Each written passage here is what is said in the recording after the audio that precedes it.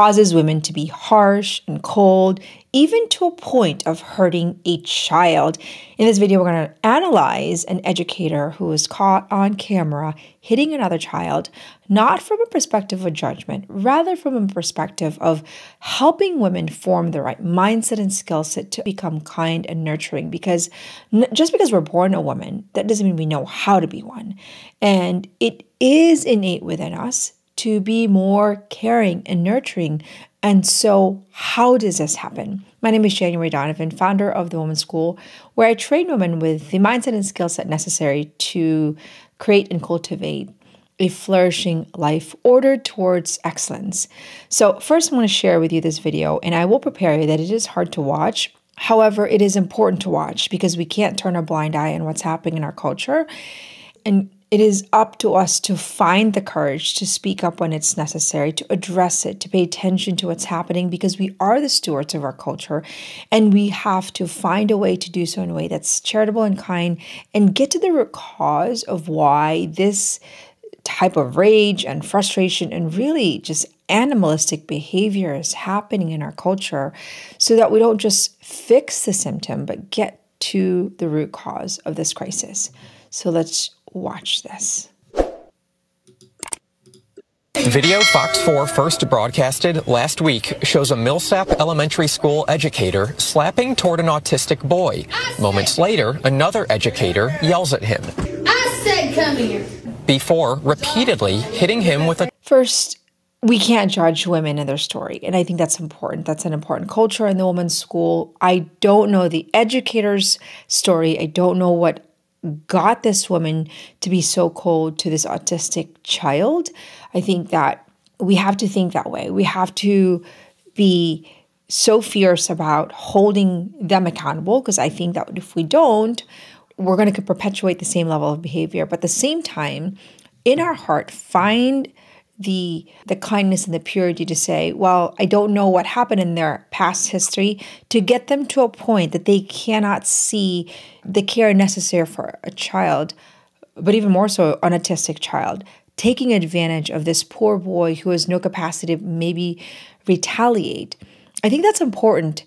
And so what we want to think about is, how did their heart get so hardened? What hardens a woman's heart? Well, first, I'm sure her heart has been hardened by past experiences that maybe was unwrestled with, that she's incapable of seeing the innocence of a child, and instead of naturally caring for a child, she's the one that's perpetuating harm to a child. And so chances are there's been harm that's done to her that's allowed her to be so callous about the situation. And if you think about it, we obviously feel so bad for this poor boy who is being berated, but we also ought to feel bad for this woman who has no capacity for kindness towards an innocent boy. I think in some ways I pity her more, because she is living in a prison of her own miserable life, of her own ruthlessness, and that creates isolation. Not only that, probably repels people around her, and she probably could end up suffering a very lonely life when you're this rude. And so, yes, obviously here, the boy is the victim, but I do think that both the teacher and I think the superintendent here is also a victim of their own lack of awareness of their behavior. And why am I pointing this out? Because at the end of the day, if we are going to solve the crisis of unfulfillment in our culture that leads us to do things that we don't want to do, then we have to address the root cause of why a woman is actually capable of this. And so what I suggest is to think about the lack of training that women have today to be kind, to be nurturing, to be compassionate. We could look at our education system and with all the math, with all the reading, with all the sort of academic excellence, we're not training our youth to think, how do we speak well of other people? How do we think well of other people? How do we create compassionate women who are going to awaken their nurturing, I would say, natural ability, and not suppress it to a point that they're capable of something that's so rude and vile.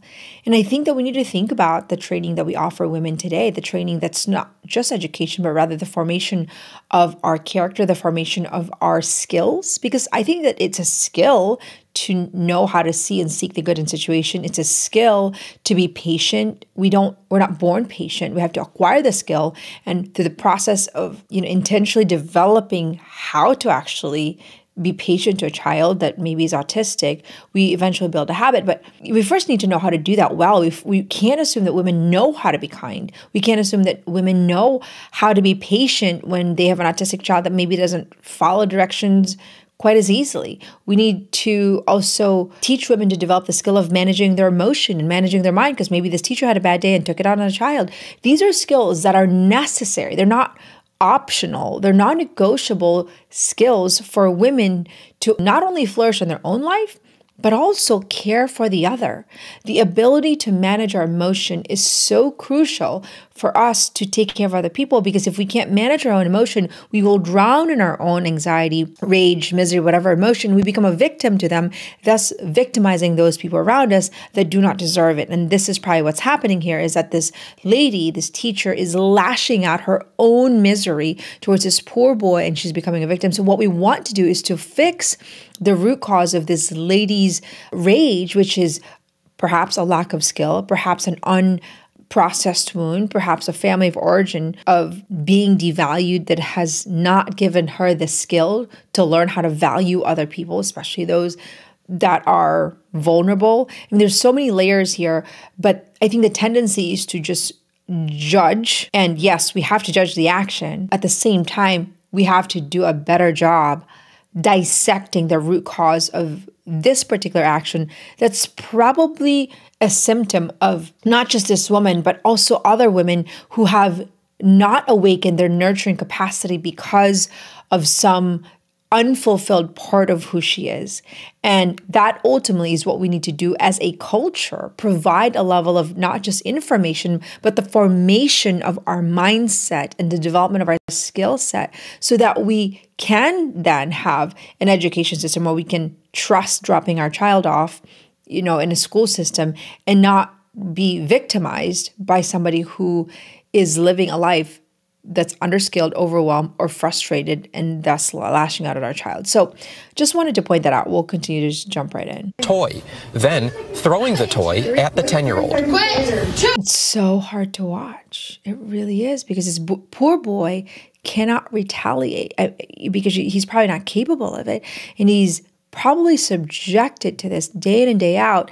And as a parent, if your child doesn't know how to communicate this level of frustration, maybe you're thinking you're dropping them off in a really good school and you're doing the best that you can to help them, and not knowing on what they're subjected to, because they too can't communicate, especially if they're autistic. And so it's a very important thing for us to be aware as parents, to pay attention to what's happening in our children's school and education system, because we can't assume that teachers, educators are fulfilled and skilled human beings, that they know how to care for our children at the highest level. Most of us are undertrained on the most basic foundational skill set, such as mind management or emotional command, that if we lack those two things, if teachers lack those two things, there is a good chance that we can victimize our children simply because we have no command of our own ability to manage our thoughts and our emotion. And that becomes a real thing that we need to pay attention to and say, well, does the teacher in my children's school know how to manage their mind, manage their emotion, and know how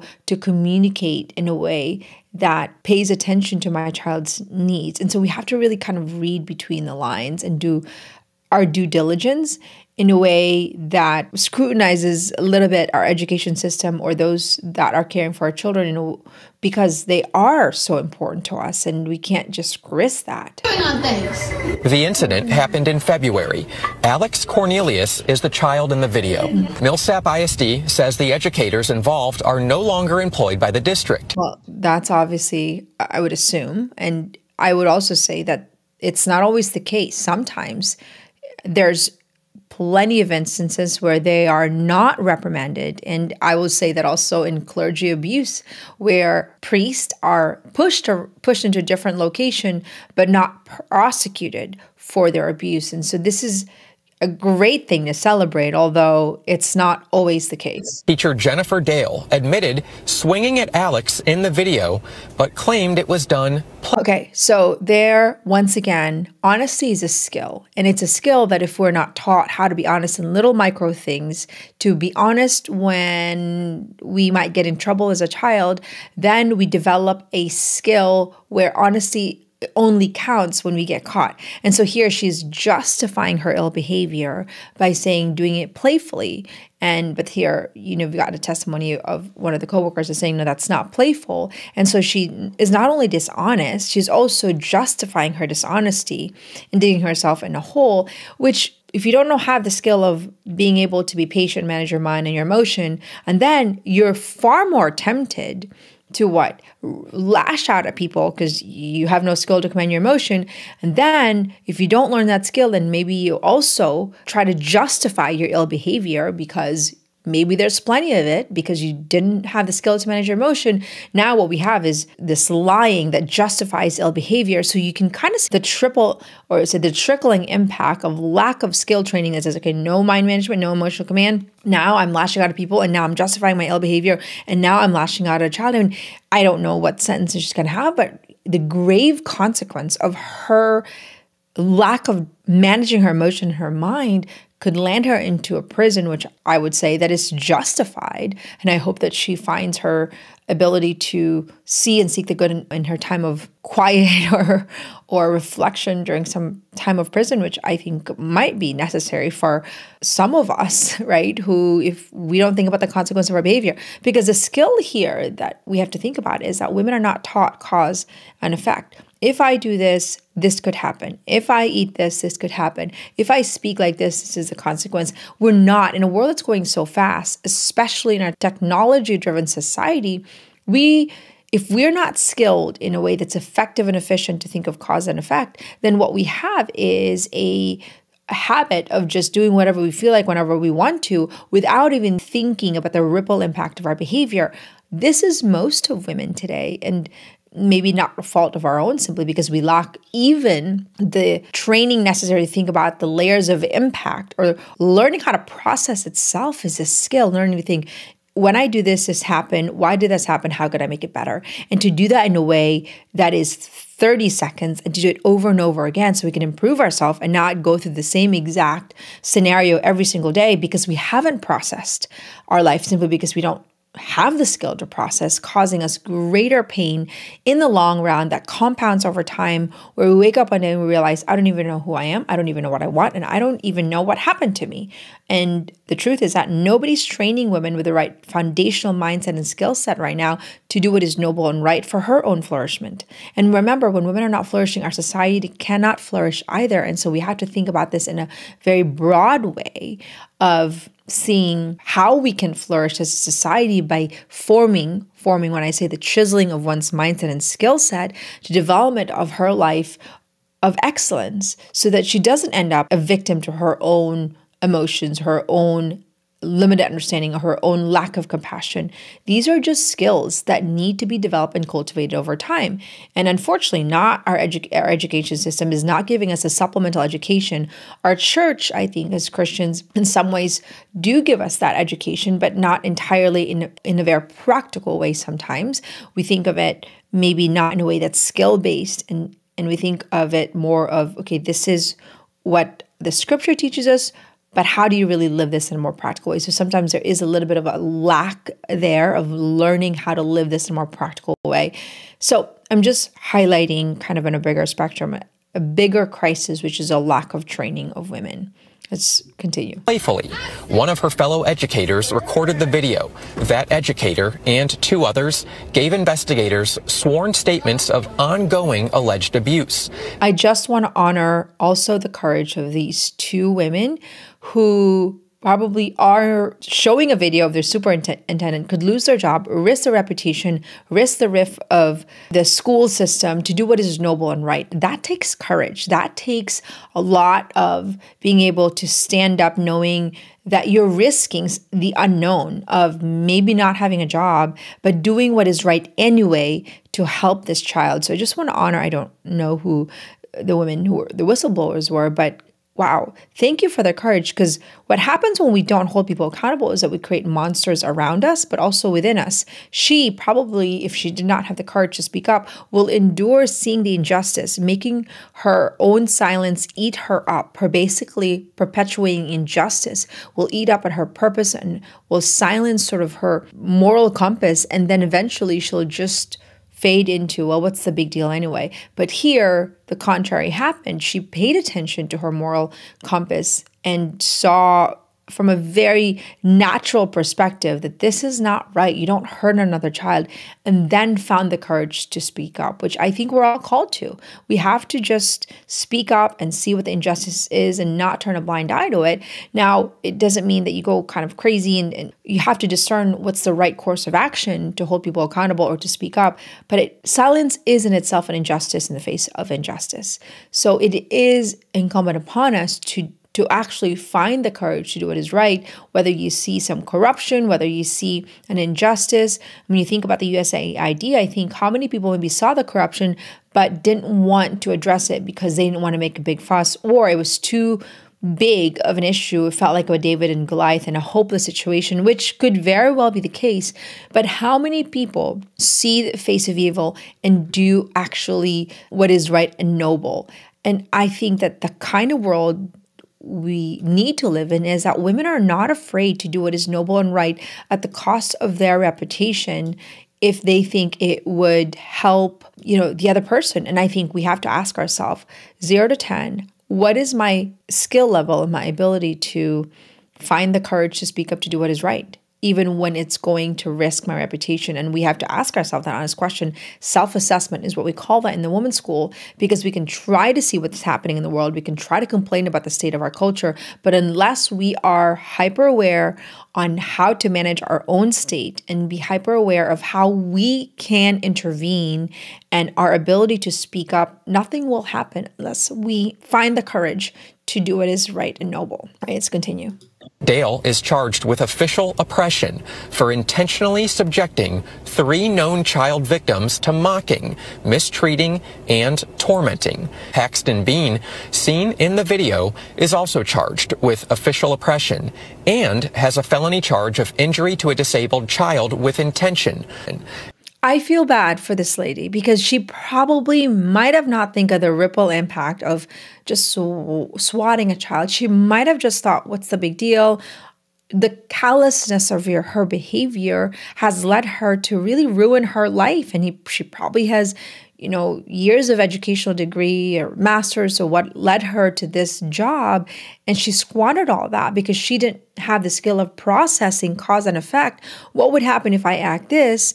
And just at the end of the day, you can say, I didn't know, but that's never going to be, a valid excuse that you just didn't know that this was going to add this way. We're still going to suffer the consequence of the things we are aware of, unaware of, which is why it's so important to be aware. With my children, when they say to me, Mom, I didn't know, I always say that's not sufficient enough reason, because you can't tell a judge, I just didn't know.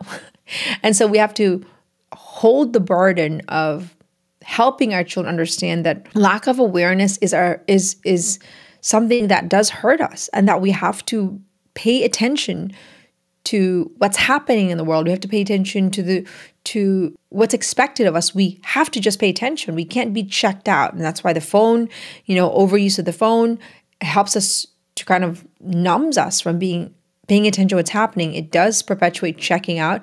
But also when there's a deep wound in our heart and we're just trying to survive some trauma or some pain, we often can't think of the needs of other people because we're just trying to survive and keep our life. And so it's important for us to study and grow and develop the mindset and skill set necessary to not just be in survival mode, but to actually live a life where we're thriving. And because unless we're just, we're thriving, we're not going to have the capacity we need to do what is necessary for the world, to serve the world. We'll simply be thinking about ourselves only, because when we are stressed, we inevitably become selfish because we're so inwardly focused on our needs and not the needs of other people, because we're just trying to survive. And I think that's an important thing that we need to acknowledge for women, is that if we're too stressed, how much stress, because there is appropriate stress that's necessary to move us into the right direction, know what is good. But if it's a compounding stress over and over again that breeds anxiety, what is that stress costing us? Is it costing us our purpose? Is it costing us our courage? Is it costing us the capacity to actually do what is morally right that frees our conscience and fulfills us?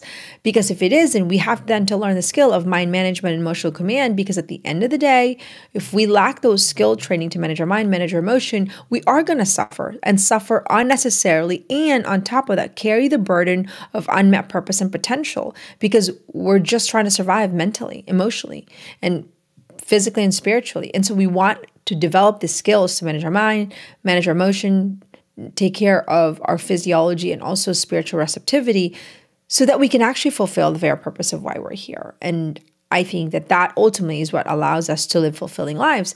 And outside of that, we're just trying to get by. And that is a life of quiet desperation. So Alex regularly subjected to extensive timeouts, inappropriate comments about his private parts, and taunting. Taunting. How does a woman taunt? How does a woman not know the importance of a private life? This is alarming for us to think about, because this is a woman who is in education system, superintendents. What are the qualifications that are not met in this very important job where we have children that are taunting, that are talking about inappropriate language about their private parts? There has to be a better qualification in our education system that doesn't just showcase the intellectual achievement of the educators, but also the moral foundation of their character. Because at the end of the day, if they're going to be around our children, we have to be able to trust that they have the capacity to do no harm to our child, simply because they might have the credentials intellectually, but not mentally, emotionally, or psychologically. And we can't risk our children to unfulfilled educators who are going to lash their unfulfillment due to obvious reasons, lack of training. Obvious reasons, not obvious, but it's obvious to us in the women's school that there's no training, and allow our children to become subject to that. And so that's, I think, an important thing for us to really consider, that we're paying attention to who we're putting in that, and that we're holding them to a higher standard, not just from an academic achievement, but from a very integrated level. Special board meeting, it says it will deliberate matters related to personnel, including the superintendent, the elementary school principal, and the assistant principal. There's also an agenda item that says, quote, consider superintendent separation agreement. Okay, so I think bottom line is that we have to think about the state of our professional women. We have to think about the teachers, the educators, the lawyers, because if their lives are unfulfilled or they lack the training on how to manage their mind, their emotion, create healthy boundaries, be patient, speak in a way that is appropriate, that's kind, that's obviously in this situation that they have command of their body, that they won't harm our child, we have to start looking at that, because we are entrusting our education, or even, lawyers or doctors, we are entrusting our life, our children's lives. And if they don't have the standard of a moral development or a standard of excellence, and I think that to me is actually the common ground, is the pursuit of excellence, then we are robbing our children of their own safety. We can't just think about it in just an education level. It has to be more integrated. It has to be more developed. And we have to start as a culture to raise the standard of our men and women, so that they're not going to abuse their position because they have the necessary training to do something well and to live a life of excellence. And last, I want to point out that when women have no access on how to live a life of excellence, how to pursue their highest good, how to study the desires of their heart, how to dream boldly, how to take their dream into reality, often they are met with resentment and unfulfillment that ends up becoming the fuel to them lashing out at other people. I'm not justifying this woman's action. I'm clearly pointing out a need in our culture to train women some of the most basic foundational skills so we don't victimize our children, or we don't create women who are so unfulfilled and frustrated about their life that they actually become the oppressor of our most vulnerable. Women need training. Women need training to learn how to be kind, to be patient, to pursue their dreams, to know what they want and don't want. And if they lack that training, it could signal an unfulfillment in some part of them that's going to wreak havoc in our society, but also in their own personal life. And so we have to do a better job on forming women with the right mindset and skill set to do what is noble, what is right, and what is true, and what is good and beautiful. And I think that is how we create a culture and a movement of not just information, but also the formation of who we are, so that we avoid situations where we have a whole entire, classroom of adults acting like beasts, acting like animals in the face of a vulnerable child, which is obviously hard to watch. And so that is my challenge to all of us, is that where is my skill level to manage my emotion in my mind, to manage my thoughts? Because if you're a mom out there and you're listening, you could be tempted to the same, I would say, not maybe to the degree of this sort of cruelty, but you will be tempted to lash out at your children if there's a part of you that feels as though there's no life in you. And I think that we have to do a better job giving women access to more life in their life and training them with the right mindset and skill set so they don't end up in a situation where they are compromising the good of the community because they're simply on survival mode. So if this content serves you, the training that's necessary for the women, for generations, for your future grandchildren, then subscribe for more training on the art of being a woman, art meaning skills, and share this podcast to your community. And together, I truly believe that it is a very special time to be a woman, and we can do a lot of good for such a time as this. And that the hope is really in our ability to study ourselves and to study together and pursue our highest good for such a time as this. My name is January Donovan, founder of the Women's School, and I invite you to join our movement of women that are growing together through the Women's School.